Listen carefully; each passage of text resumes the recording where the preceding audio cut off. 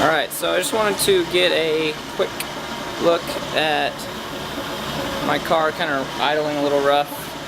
I did take the air filter off, and then I also, the original owner had completely duct taped up this little tube that goes up to the inlet or whatever, and I just took that off because it's not looking good.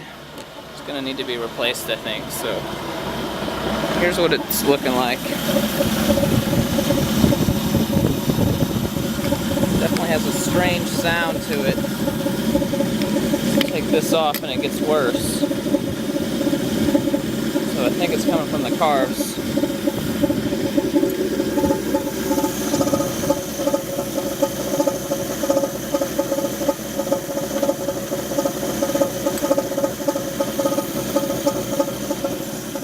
And I don't know how dirty that is.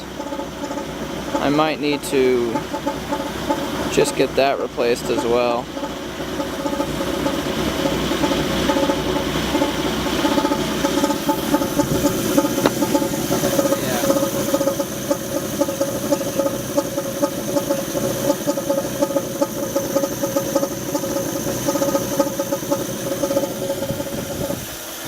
Oh, just quit.